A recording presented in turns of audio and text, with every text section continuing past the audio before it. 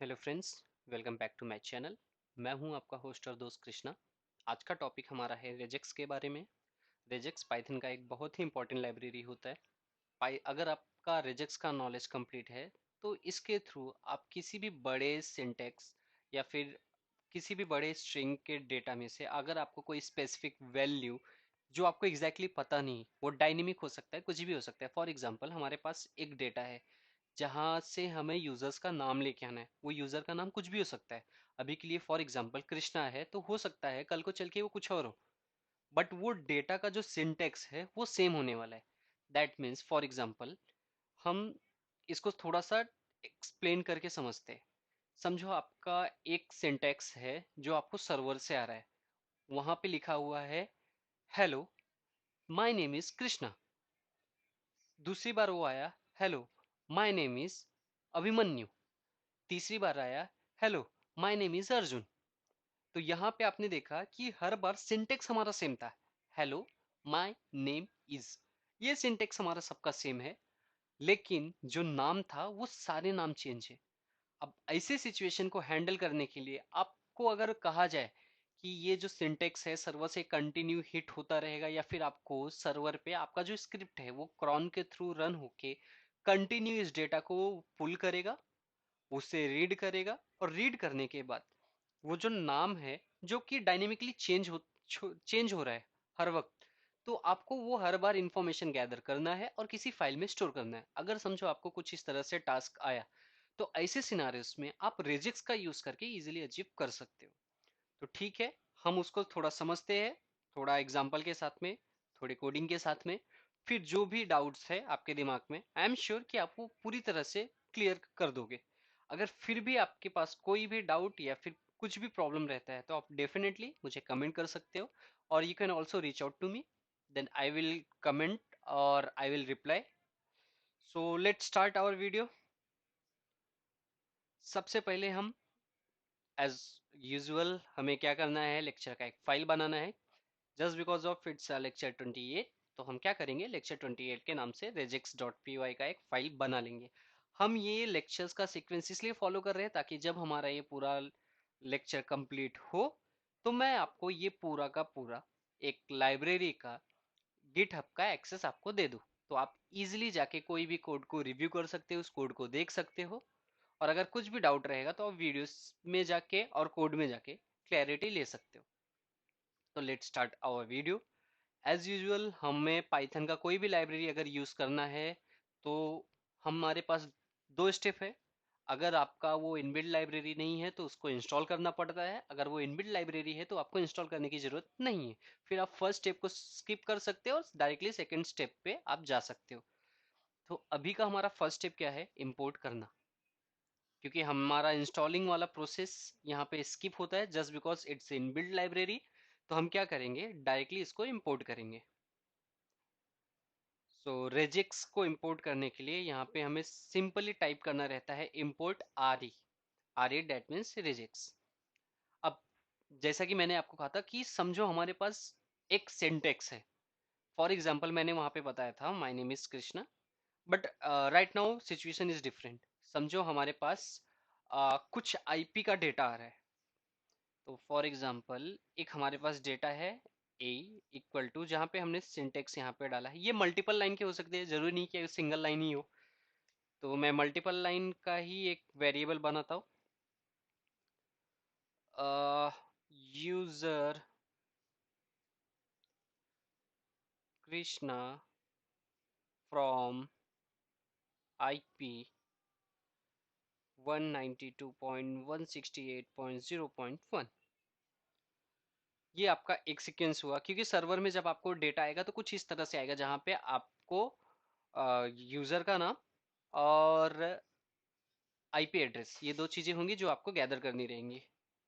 Is connected, तो इस तरह से आपको डेटा आया। After some time same data आपको हो सकता है कि कुछ इस तरह से आए।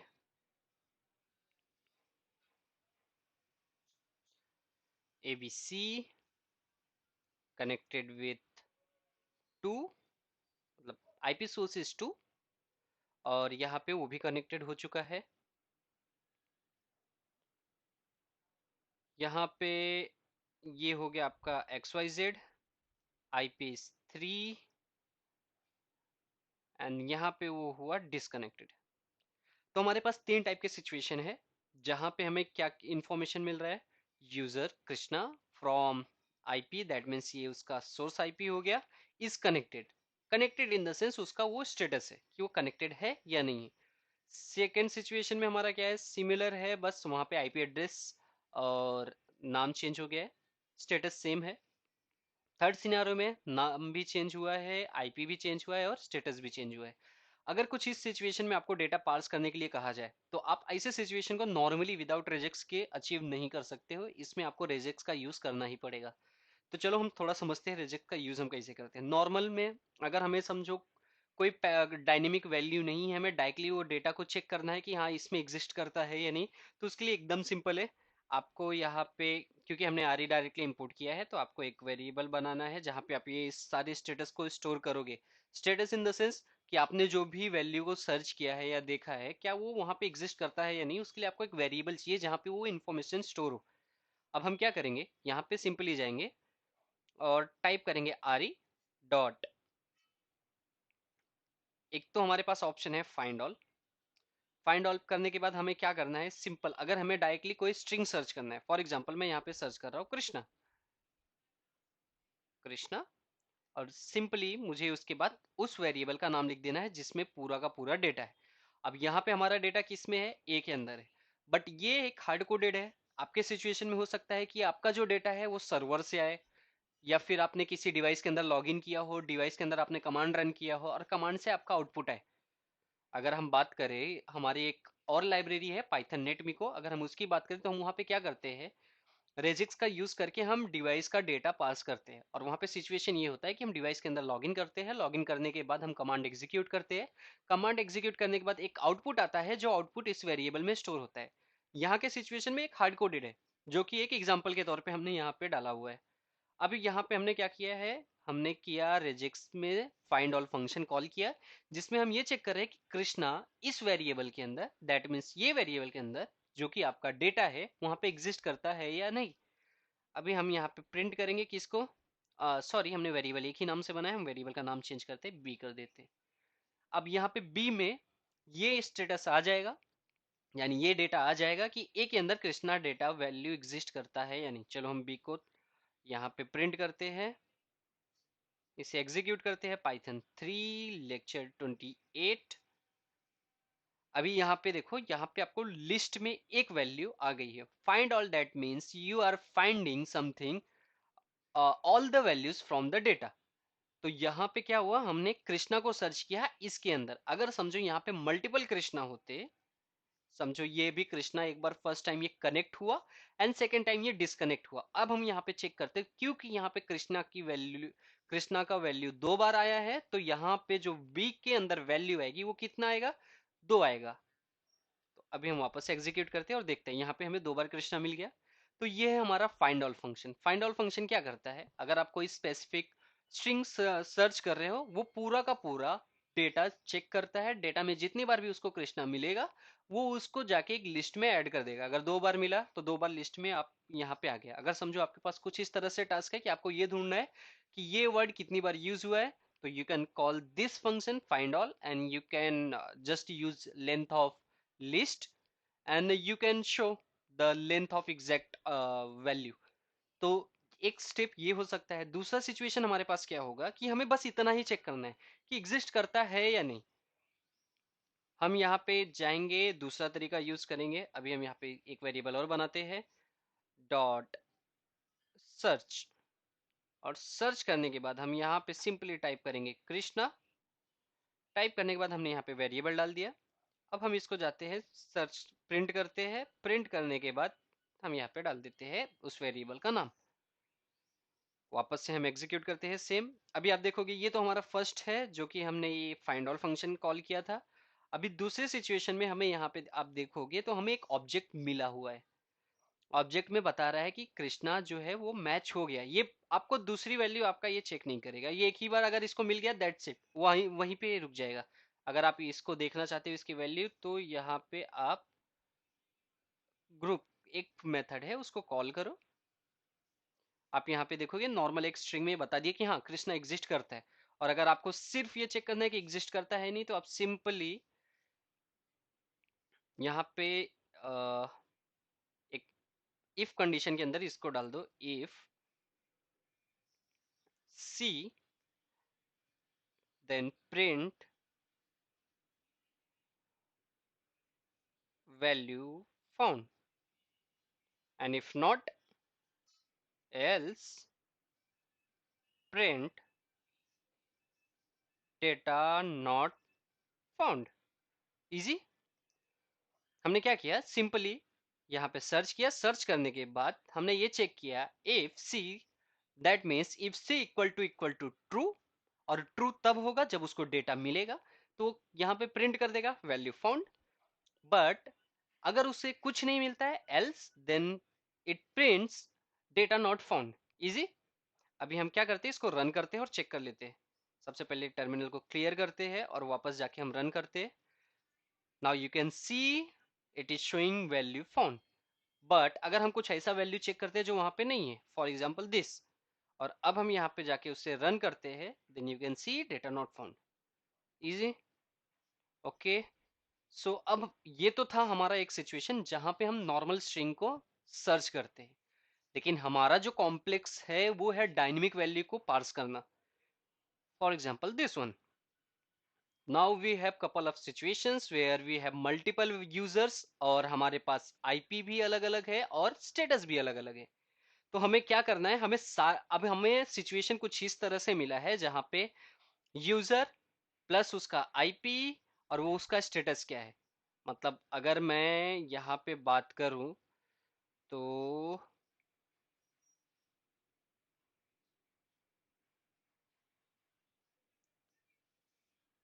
मैं आपको एक एग्जांपल के साथ बताता हूँ कि इसका एक्चुअल टास्क क्या है, जो कि आपके रियल लाइफ में या नॉर्मली आपके जो प्रोजेक्ट्स रहेंगे वहां पे आपको जिस तरह से डेटा मिलने वाला है या फिर जिस तरह से टास्क मिलने वाला है। तो मैं क्या करता हूँ, एक ब्लैंक वर्कबुक लेता हूँ। अभी यहाँ पे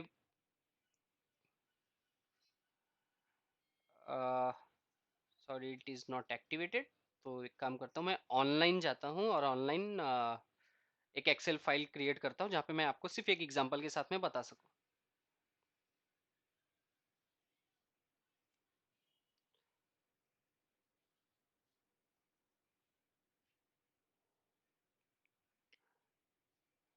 एक गूगल शीट ओपन करते हैं, एक ब्लैंक वर्कशीट ओपन करके सिर्फ और सिर्फ इसका यूज सिर्फ और सिर्फ ये एक्सप्लेन करना है कि आपको किस तरह से टास्क मिल सकते हैं। आप रेजेक्स का यूज जो करोगे वो उसका एक एग्जांपल बता रहा हूँ कि वो किस तरह के टास्क में आप इंक्लूड कर सकते हो। वैसे तो रेजेक्स का यूज मल्टीपल सिचुएशंस में होता है, बट एक बेसिक एग्जांपल मैं यहाँ पे बता रहा हूँ कि नॉर्मली आपको किस तरह से डेटा पार्स करके रिपोर्ट बनाने का ऑप्शन मिलेगा। अगर आपको रिपोर्ट क्रिएट करने का और डेटा को पार्स करने में फिर भी कोई प्रॉब्लम हो रही है, तो फिर आप डेफिनेटली मुझे रीच आउट कर सकते हो। वैसे भी रिपोर्ट क्रिएट करने के लिए हम अलग अलग लाइब्रेरीज यूज करते हैं। और रिसेंटली मैं मैंने अभी एक प्लेलिस्ट बनाई हुई है जहाँ पे आप पाइथन के एक लाइब्रेरी पांडास को यूज करके रिपोर्ट को इजीली क्रिएट कर सकते हो।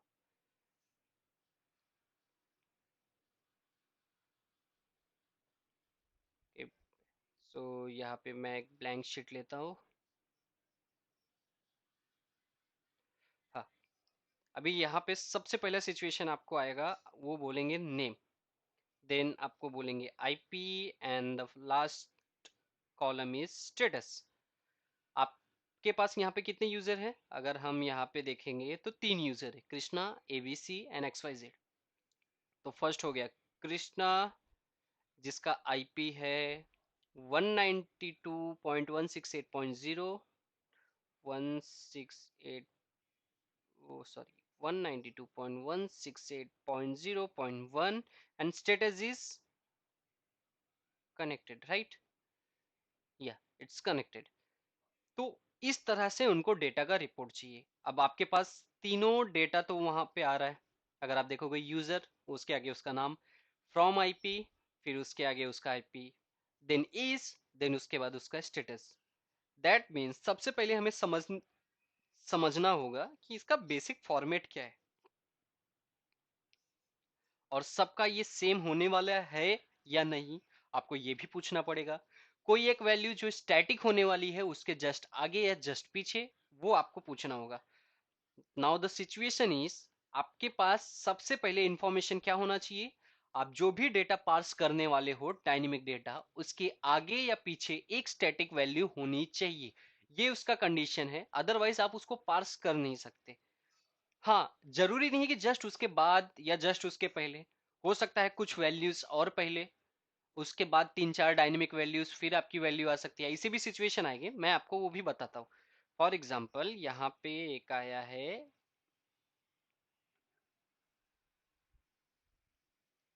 न्यू यूजर, यहाँ पे तो स्टेटमेंट चेंज हो गया। लेकिन अगर आप देखोगे आपके नाम, ये जो है यहाँ पे हम नाम डाल देते हैं AWD।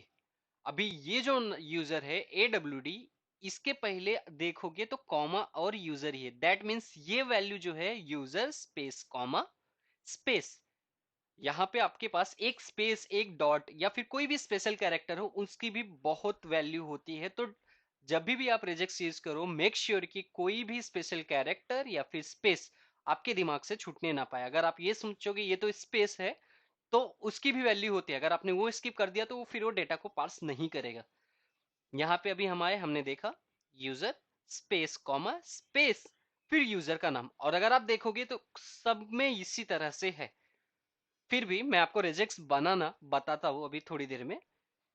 बट यहाँ पे अगर हम देखेंगे तो हमारे पास सिचुएशन वही है, बस इसमें यहाँ पे न्यू आ गया, मतलब स्टेटमेंट चेंज हुआ है बट अभी भी स्टिल हमारा फॉर्मेटिंग सेम है। नाम के पहले यूजर और कॉमा स्टैटिक है, आईपी के पहले कॉलन और आईपी, एंड स्पेसिंग जो है वो स्टैटिक है, और डिस्कनेक्टेड या कनेक्टेड के जस्ट पहले स्पेस और इज है। तो हमारे पास सिचुएशन हमें पता चल गया कि हमारे पास क्या स्टैटिक वैल्यू है क्या डायनेमिक वैल्यू है। जो स्टैटिक वैल्यू है उसके बेसिस पे हम पार्सिंग को करना स्टार्ट करेंगे। अभी हमारे पास चार यूजर हो गए और हमें कुछ इस तरह से रिपोर्ट बनाने हैं। तो सबसे पहले मैं इस कोड को कर देता हूँ कमेंट, क्योंकि अभी इसकी हमारी जरूरत खत्म हो चुकी है। अब हम क्या करेंगे, जितने भी हमें डेटा चाहिए सबसे पहले हम क्या करेंगे, उनके वेरिएबल बनाएंगे। अब क्योंकि हमारे पास यहाँ पे मल्टीपल लाइंस है, बट ये जरूरी नहीं कि हर बार मल्टीपल आएगा, हो सकता है 5 मिनट पहले एक डेटा आया था, 5 मिनट बाद 5 डेटा आया। तो आपको क्या करना है, सबसे पहले एज यूजुअल हमें स्प्लिट करना है। हम यहाँ पे आएंगे, list of data equal to, ये हमारे वेरिएबल का नाम हो गया a dot split. Split function हमने ऑलरेडी सीखा हुआ है। स्प्लिट फंक्शन में हम जाके यहाँ पे सिंपली कर देते हैं backward slash n. That means जितनी बार भी उसको न्यू लाइन मिलेगा वो उसको स्प्लिट करते जाएगा, और फाइनली हमारे पास एक लिस्ट क्रिएट हो जाएगी जिसमें एक सिंगल लाइन, और फिर उसके बाद कॉमा, फिर दूसरी सिंगल लाइन, फिर कॉमा, फिर तीसरी। दैट मीन्स हर एक वैल्यू में एक लाइन कंसीडर होगी। हम इसको प्रिंट करके देख लेते हैं। List of data, terminal clear करते हैं, रन करते हैं। अभी आप यहाँ पे देखोगे तो हमारे पास मल्टीपल सिचुएशंस है। सबसे पहले क्योंकि ये ब्लैंक है जो कि हमारे पास ये लाइन का है, तो उसने ब्लैंक कर दिया। देन उसके बाद एक सिंगल लाइन, यूजर कृष्णा का इंफॉर्मेशन एक जगह पे रखा है, फिर यूजर एबीसी का एक जगह पे रखा है, फिर यूजर एक्स वाई जेड का एक वैल्यू हो गया, और लास्ट में AWD का एक हो गया, और एट द एंड एक ब्लैंक वापस जो कि ये है। अगर हम इसको कुछ इस तरह से रखते हैं, कुछ इस तरह से रखते हैं, तो फिर वो लास्ट और स्टार्टिंग के वैल्यूज नहीं आएंगे। बट आपको नहीं पता होता है कि वो किस तरह से होने वाले हैं, तो आप सिंपली इसको कुछ इस तरह से ही रखो और उसके बेसिस पे हैंडलिंग करो। अभी आपको क्या करना है, क्योंकि आपके पास लिस्ट ऑफ डेटा आ चुका है, तो आप यूज करोगे loop for data in list data, और इजिली हम चेक कर लेंगे यहाँ पे इफ डेटा, दैट मीन्स अगर डेटा में कोई वैल्यू एग्जिस्ट करता है, अगर वो ब्लैंक है जैसा कि हमें फर्स्ट और लास्ट में देखा था, तो फिर हम उसके लिए लूप क्यों चलाए। तो हम यहाँ पे इसलिए हमने एक कंडीशन डाल दिया, if data, that means if data equal to true, that means अगर डेटा के अंदर कुछ वैल्यूज को मिला। फर्स्ट वाले में उसको कुछ नहीं मिलेगा, लास्ट वाले में कुछ नहीं मिलेगा, इसका मतलब इफ के अंदर वो जाएगा ही नहीं, इफ कंडीशन ट्रू होगा ही नहीं, और अगर इफ कंडीशन ट्रू नहीं होगा तो इसका मतलब वो इफ के अंदर जाएगा भी नहीं। अब हम यहाँ पे आते हैं और हम अब हमें करना क्या है, हमें सिंपली यहाँ से डेटा पार्स करना है। अब क्योंकि हमें एक रिपोर्ट क्रिएट करना है, तो कभी भी अगर हमें रिपोर्ट क्रिएट करना होता है तो हमें लूप के पहले एक वेरिएबल क्रिएट करना रहता है। ये मेरा लॉजिक है, हो सकता है आपके लॉजिक कुछ और हो, बट एक लॉजिकली अगर हम बात करें तो मल्टीपल लॉजिक्स एक ही टास्क को कंप्लीट करने के लिए हो सकते हैं। तो अभी का जो है एकदम सिंपल, एकदम इजी आपके लिए बताता हूँ। कभी भी अगर आपको रिपोर्ट क्रिएट करना है, आप जब भी लूपिंग स्टार्ट करो उसके जस्ट पहले एक लिस्ट बना लो, reports equal to blank list. अब यहाँ पे आते हैं। अब क्योंकि ये जो लूप है वो हर एक लाइन पे एक बार एग्जीक्यूट होगा, दैट मीन्स हमारे पास जब भी ये डेटा हम प्रिंट करेंगे हमें वो सिंगल यूजर का पूरा इंफॉर्मेशन मिल जाएगा। अब हम यहाँ पे रिजेक्ट्स इजिली तरह से इजिली यूज कर सकते हैं। हम यहाँ पे जाते हैं रिजेक्ट्स आरई,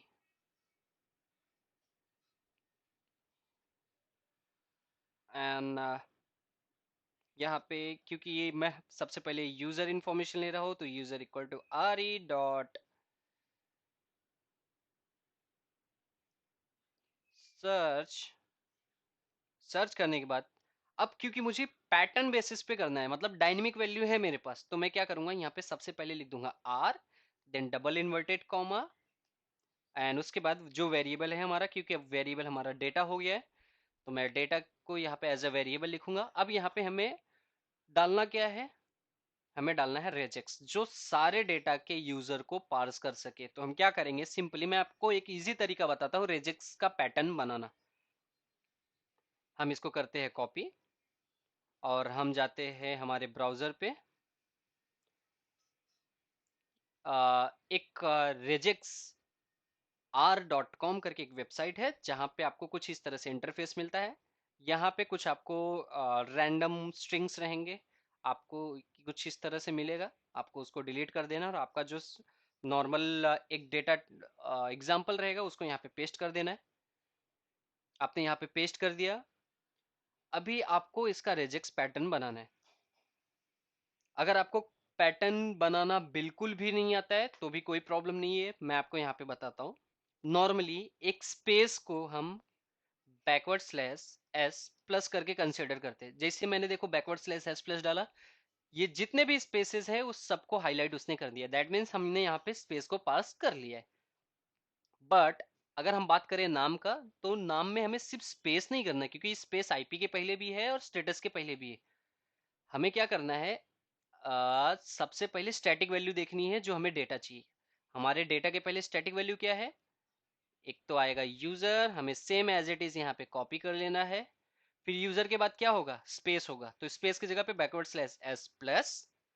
फिर उसके बाद क्या होगा, कॉमा। कॉमा क्योंकि एक स्पेशल कैरेक्टर है तो उसके पहले आपको बैकवर्ड स्लैश यूज करना पड़ेगा। आप डायरेक्टली अगर कॉमा करते हो तो वो वर्क नहीं करेगा, तो backward slash comma and then again space, then backward slash S plus, फिर आपके वेरिएबल का वैल्यू। तो हमारे केस में क्योंकि एक नाम है तो आप उसको इजीली डब्लू प्लस कर सकते हो। सॉरी, मैंने बैकवर्ड स्लैश डालना भूल गया था। तो यहाँ पे अगर हम देखें तो हमने जैसे ही W प्लस किया सारे यूजर सिलेक्टेड हो गया, दैट मीन्स एक सिंगल पैटर्न के बेसिस पे हमें इस टाइप के सारे डेटा, अगर वो कोई भी नाम हो डायनेमिकली चेंज हो रहा है तो भी देखो हाईलाइट हो रहा है। मैंने कृष्णा कहीं भी नहीं डाला है, एबीसी कहीं भी नहीं डाला, एक्स वाई जेड भी नहीं डाला और एडब्ल्यू डी भी नहीं डाला, बट स्टिल वो सब हाईलाइटेड है और वो सब पार्स हो रहे हैं। तो ये हमारा बन गया रिजेक्ट्स। हमको सिंपली इसको कर लेना है कॉपी, हमें वापस जाना है अपने कोड पे। हमने जहाँ पे आर लिखा हुआ था उसके बाद हमें वो पैटर्न को डाल देना है इजीली, और हम यहाँ पे प्रिंट करके देख लेंगे। प्रिंट क्योंकि हमने किया यहाँ पे सर्च तो हमें यूजर डॉट